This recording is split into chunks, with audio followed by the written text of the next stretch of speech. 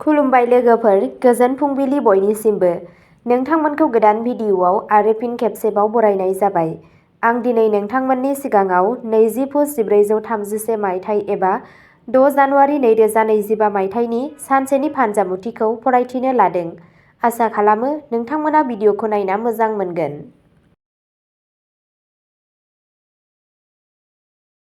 गिबियावनो दङ मेष राशि। हाथरखिफोरा दिन्थियो दि मेष राशिनि फालांगियारिफोरा दिनै फालांगियाव मुलाम्फा आरो खाबु मोनगोन। दिनै नोंथाङा इयुननि सानथांखिफोरावबो रां थिसनगोन आरो दोनथुमनोबो हागोन।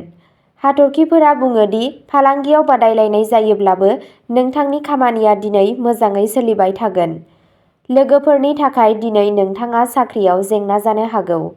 लोगोफोर आरो बाहागिफोरजों धोरोमारि दावबायनायाबो जाथावना जागोन।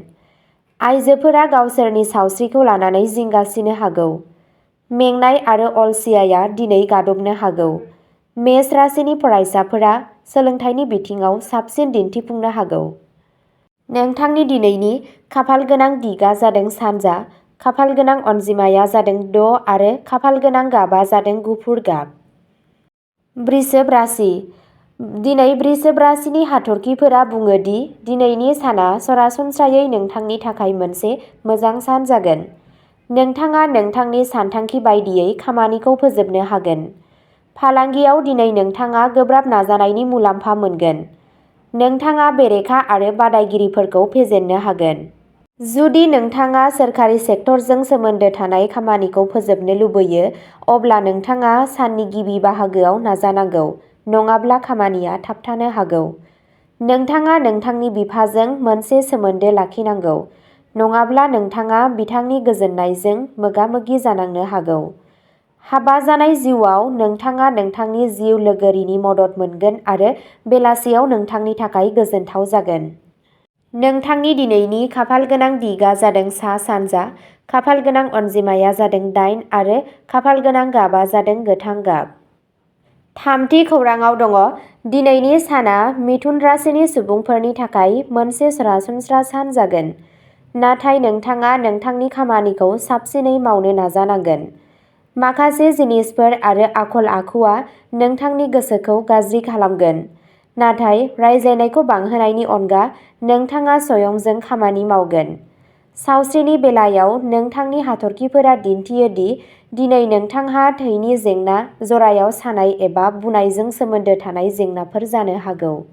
राङारि आयदाफोराव बांनाय खरसानि थाखाय नोंथाङा जिंगा सिगोन। नोंथांनि दिनैनि खाफालगोनां दिगा जादों खोला, खाफालगोनां अनजिमाया जादों 7 आरो खाफालगोनां गाबआ जादों मुगा गाब। कर्क राशि। नोंथांनि गोसोआ दिनै सानबोलावरि गोनां जागोन आरो नोंथाङा इयुननि थाखाय गोबां सानथांखिफोर बानायगोन। सुबुंफोरा नोंथांनि सोरजिलु आरो रोंग'थि गोनां सानस्रिफोरजों गोहोम खोख्लैगोन। दिनै नोंथांनि नखरारि जिउआव नोंथांनि गोहोम आरो सनमानआ बांगोन। फालांगियाव जागायजेननाय हेंथाफोरनि उनाव खामानिया मुलाम्फानि लामाखौ गोरलै खालामगोन। दिनै नोंथांनि गोसोआव गोबां साननिफ्राय सोलिबाय थानाय फालांगियारि सानथांखिखौ दिथा होनानै आयनि गोदान फुंखा सोरजिनाय जागोन। नोंथाङा जेबो गोनो-गोथो गैयाजासे खैफोदगोनां खामानिफोराव रां थिसननो हायो, जाय इयुननि थाखाय मुलाम्फा गोनां जागोन। धोरोमारि हाबायाव नोंथांनि गोसो जानाया दिनै बांगोन। आइजोफोरा सिबिनायनि खामानियाव बांसिन मुखुब जागोन। नोंथांनि दिनैनि खाफालगोनां दिगा जादों साहा, खाफालगोनां अनजिमाया जादों 4 आरो खाफालगोनां गाबआ जादों गोथां गाब। सिंह राशि। दिनै सिंह राशिनि थाखाय हाथरखिफोरा बुङो दि दिनै नोंथाङा बांसिन अलसिया मोनगोन, जायनि जाहोनाव नोंथाङा माखासे गोनांथार खामानिखौबो एंगारगोन। नोंथाङा जाय खामानिखौ सांग्राङै मावो बेखौ मावनाया मोजां। सांग्रांथि गैयैआ नोंथांखौ खहा खालामनो हागौ। हाथरखिफोरा बुङो दि दिनै सुबुंफोरा गावसोरनि रां बावजाखौ साबसिनै सामलायनो हायो, जाहाथे रांखान्थियारि बिथिङा समानथि जायो। नखरनि सोद्रोमाफोरनि हेफाजाबाव सानफ्रोमबोनि बांसिन खामानिफोरा आबुं जागोन। दिनै सानजौफुआव माखासे गोनांथार खामानि आबुं जानायाव गोसोआ खुसि जागोन। गथ'फोरजों लोगोआरि आखु थागोन आरो नोंथाङा मोनाबिलिखौ गथ'फोरजों रंजानायजों बारहोगोन। सोरबा सिनायनाय सुबुंनि सोमोन्दै माबाफोर सुखुथावै खौरां मोननाया माखासे समनि थाखाय जिंगानि जाहोन जानो हागौ। नोंथांनि दिनैनि खाफालगोनां दिगा जादों सोनाब, खाफालगोनां अनजिमाया जादों 8 आरो खाफालगोनां गाबा जादों गोथां गाब। कन्या राशि। कन्या राशिनि हाथरखिफोरा दिन्थियो दि दिनै नोंथांनि गोसोआव गोबां बिथांखिफोर बानायनाय जागोन, नाथाय सम आरो रांनि आंखालनि थाखाय नोंथाङा बेफोरखौ मावफुंनो हानाय नङा। नोंथांनि हाथरखिफोरा दिन्थियो दि दिनै नोंथाङा खस्थ' खालामनायनि उनावसो राङारि मुलाम्फा मोनगोन, बेनिखायनो नोंथांनि नाजानायखौ बाङाइ दाखालाम। दिनै नोंथाङा सोरखारि खामानियाव गोबाव खालामनाङा, नङाब्ला खामानिया थाबथानो हागौ। जुदि नोंथाङा जायखिजाया हा एबा न'नि बिथांखि लादोंब्ला दिनैनि साना बे खामानिनि थाखाय मोनसे मोजां सान। नोंथाङा गोरोबथाखौ जोबथा खालामनो हागोन। नोंथाङा समाजारि सेक्टरनिफ्राय मुंदांखा मोनगोन। खामानियाव रांखान्थि गोग्लैनायनि जाहोनाव नोंथाङा गोसोआरि महरै दुखु मोनगोन। नोंथाङा खैफोद गोनां खामानिफोराव रां थिसननायनिफ्राय गोजानाव थानांगौ। नोंथांनि दिनैनि खाफालगोनां दिगा जादों खोला-सोनाब, खाफालगोनां अनजिमाया जादों 7 आरो खाफालगोनां गाबा जादों गुफुर गाब। तुला राशि।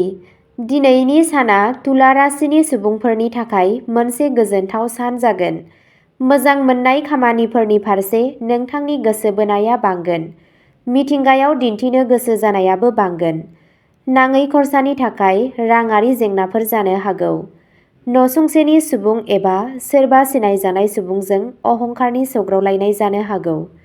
दिनै नोंथांनि थाखाय सहायनाय आरो बुजिनायजों खामानि मावनाया साबसिन जागोन, नङाब्ला बे बाथ्राया मख'जाथाव बांनो हागौ। सासे रोंग'थि गोनां सुबुंनि सुबुरुनजोंल' फालांगि एबा रां थिसननायाव जायखिजाया सोलायनाय लाबो। फालांगियाव आर्जिनायनि बेलायाव दिनैनि साना नोंथांनि थाखाय मोनसे मोजां सान जागोन। हरखाब नोंथाङा बबेनिफ्रायबा रांनि मुलाम्फा मोननो हायो। खामानिजों सोमोन्दो लाखिनानै दावबायनायाबो मोनसे गोरोबलायनाय जानो हागौ। दिनै बादायलायनायाव जाफुंसारनायजों गोसोआ खुसि जागोन। नोंथांनि दिनैनि खाफालगोनां दिगा जादों सोनाब, खाफालगोनां अनजिमाया जादों 6 आरो खाफालगोनां गाबा जादों गोथां गाब। वृश्चिक राशि। दिनै नोंथाङा खामानिनि जायगायाव जोबोद सोलोजों थाबायनांगोन। मावख'गिरिफोरा खामानिनि जायगायाव माबा मोनसे बाथ्रायाव रागा जोंनो हागौ। नोंथांनि जुलि जानाय जिउआव नोंथांनि गेजेराव जेंना जानो हागौ। दिनै सोरबा सिनाय मोनै सुबुंनो रां दाहार दाहोनाया मोजां, गबनायनि जाथावना दं। नाथाय जुदि नोंथाङा सोरनिफ्रायबा रां दाहार लादोंब्ला दाहारखौ सुख'नायनि साना मोजां। दिनै बेलासियाव नोंथाङा नखर एबा लोगोफोरजों मोनसे पार्टी आरो रंजानायनि बिथांखि लानो हायो। दिनै मोनसे दावबायनायनि सानथांखिबो लानो हायो। नोंथाङा गोथाव आदारखौ रंजानो हागोन। नोंथांनि दिनैनि खाफालगोनां दिगा जादों सोनाब, खाफालगोनां अनजिमाया जादों 9 आरो खाफालगोनां गाबा जादों गोजा गाब। धनु राशि। गावनि फालांगिखौ गोसोआव लाखि आरो बेवहाय आरो बैयाव जिनिसफोरनि सायाव गोसो दाहो, नङाब्ला गोसोआरि जेंनाया बांनो हागौ। साख्रिनि फालांगिनि बेलायाव नोंथांनि हाथरखिफोरा दिन्थियो दि दिनै नोंथाङा नोंथांनि सासे गागि लोगोनि मददजों मुलाम्फा जानो हागोन। रांखान्थियारि बिथिङाबो दिनै नोंथांनि थाखाय साबसिन जागोन। दिनै नोंथाङा नखरजों बाहेरायाव जानो सानथांखि लानो हायो। न'आव सोरबा लोगो एबा आलासि फैनायनिबो जाथावना। बे राशिनि आइजोफोरा दिनै जायखिजाया खामानिनि गाज्रि जालांनायखौ लानानै जिंगा सिगोन। नाथाय एसे खस्थ' खालामनाय आरो दबथायनायनि उनाव थासारिया सरासनस्रा जागोन। नोंथांनि दिनैनि खाफालगोनां दिगा जादों सानजा, खाफालगोनां अनजिमाया जादों 5 आरो खाफालगोनां गाबा जादों गोजा गाब। मकर राशि। मकर राशिनि हाथरखिफोरा दिन्थियो दि दिनै नोंथांनि गोसोआ चंचल जागोन आरो गोबां रोखोमनि मानसिफ्रा नोंथांनि गोसोआव फैगोन आरो नोंथांखौ गोनो गोथो खालामगोन। नाथाय नोंथाङा गोसोनि गरायखौ हमथानानै लाखिनांगोन आरो गावनि खामानियाव गोसो होनांगोन। बेयो खामानियाव दावगागोन आरो मुलाम्फाबो मोनगोन। बेयो नोंथांनि थाखाय बोसोन होजायो दि नोंथांनि प्रेक्टिकेलखौ खमायनो नाङा। बेयो नोंथांखौ फालांगिजों लोगोसे सोमोन्दोआवबो मुलाम्फा होगोन। दिनै नोंथाङा सावस्रिनि बेलायाव गावखौ जोथोन लानांगोन। साननि नैथि खावसेयाव नोंथाङा मेंनाय आरो देहानि सानाय मोननो हागौ। दिनै नखराव नोंथाङा गोसो गैयाब्लाबो माबा मोनसे खामानि मावनांगोन जाय नोंथांनि गोसोआव रागा जोंहोनो हागौ। नोंथांनि दिनैनि खाफालगोनां दिगा जादों खोला, खाफालगोनां अनजिमाया जादों 3 आरो खाफालगोनां गाबा जादों गलापि गाब। कुम्भ राशि। कुम्भ राशिनि हाथरखिफोरा दिन्थियो दि दिनै नोंथाङा जिउनि गुबुन गुबुन बिथिङाव जेंना आरो गोनो गोथोजों मोगा-मोगि जानांगोन। गोख्रै मुलाम्फा मोननो थाखाय गोरोन्थि आदबफोरखौ नाजानायनिफ्राय गोजानाव थानाया नोंथांनि थाखाय मोजां, नङाब्ला खहा जानो हागौ। खामानिनि जायगायाव नोंथाङा सोलो गोनां आरो सोलोजों खामानि मावनांगोन। सानजौफुनि उनाव नोंथाङा सासे मुंदांखा सुबुं एबा आइजोनि मददजों मुलाम्फा जानो हागोन। नोंथाङा गोजाम आरो आबुं जायै खामानिफोरखौ फोजोबनायाव गोसो होयोब्ला साबसिन जागोन। दिनै नोंथाङा जायखिजाया नखरारि खामानिखौ दोनथ'नो नाजागोन, जाय नोंथांनि जिउ लोगोरिनि रागा जोंहोनो हागौ। नोंथांनि दिनैनि खाफालगोनां दिगा जादों सोनाब, खाफालगोनां अनजिमाया जादों 8 आरो खाफालगोनां गाबा जादों गोजा गाब। मीन राशि। दिनै मीन राशिनि थाखाय हाथरखिफोरा दिन्थियो दि नोंथाङा दिनै नोंथांनि गासैबो थालांनाय खामानिफोरखौ फोजोबनो थाखाय गोब्राब नाजागोन। नोंथाङा जागायजेननायाव फेलें जानो हागौ, नाथाय सानजौफुनि उनाव नोंथाङा थारैनो नोंथांनि खस्थ'नि फिथायखौ मोनगोन। दिनै फालांगियाव जाय बिथांखियाव नोंथाङा खामानि मावगोन बेयो खाथिनि इयुनाव नोंथांनो राङारि मुलाम्फा होगोन। नोंथांनि थाखाय नोंथांनि बिबुंथिखौ हमथानानै लाखिनाय आरो जेसेबां गोनांथि जायो एसेबां रायज्लायनाया गोनांथार, नङाब्ला सनमान गोमानो हागौ। नखरनि खामानिफोरनि थाखाय नोंथाङा उफ्रा खस्थ' खालामनांगोन।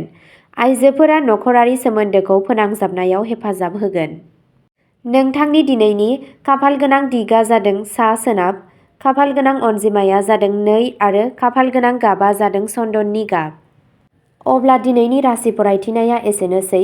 नोंथांमोनहा बेबादिनो सानफ्रोमबोनि फानजामुथिखौ मिथिनो थाखाय चेनेलखौ साबस्क्राइब खालामनानै लादो आरो भिडिअखौ मोजां मोनदोंब्ला अन्नानै लाइक, शेयार आरो कमेन्टबो खालामनानै होलांब्लानो जाबाय। गोजोन्थों।